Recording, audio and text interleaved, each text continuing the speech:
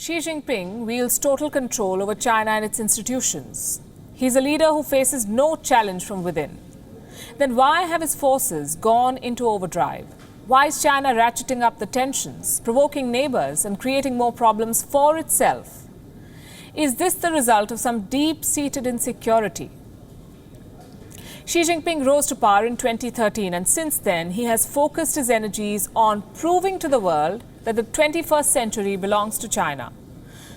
To achieve this mission, he made three pledges, three promises that were central to his legacy. One, to end poverty in 2020, this year.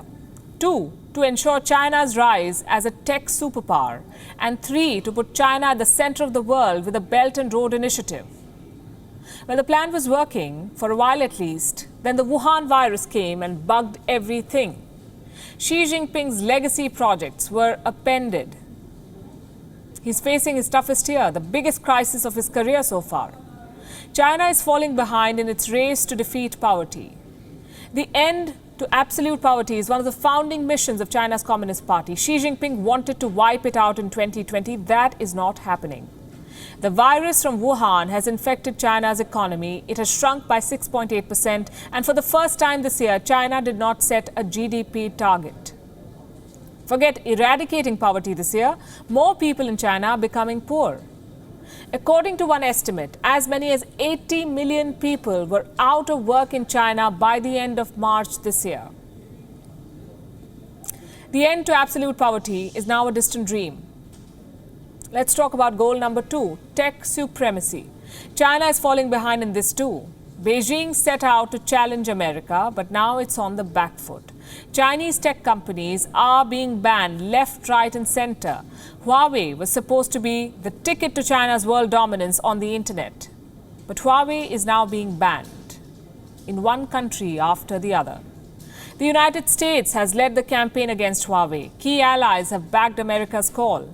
Australia and Japan have banned Huawei. New Zealand blocked Huawei from supplying to one company. The United Kingdom is reviewing its policy on Huawei. India has opened a new front in this fight with a ban on 59 Chinese apps. It could follow it up with a ban on Huawei too. Reports say Indian leaders have discussed this. This won't just be an economic loss for Beijing. This will also mean that Beijing loses the chance to dictate the future of the internet.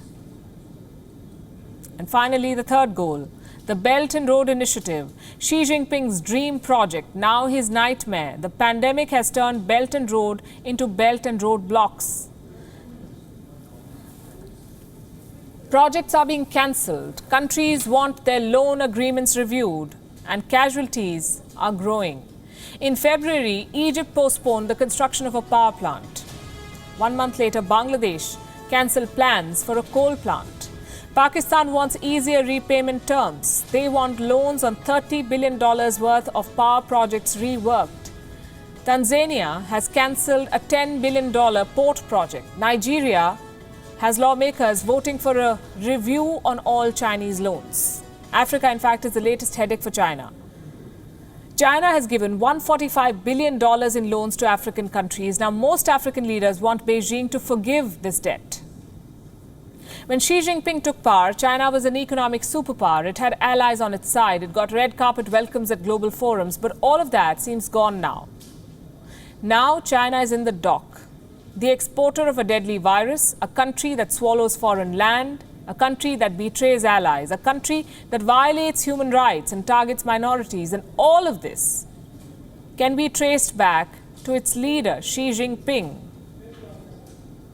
This man's enormous ambition is leading his country to ruin. At this rate, China will be a global pariah, ruled by a paranoid leader, and the Communist Party, insecure, power-hungry, and imagining threats at every turn.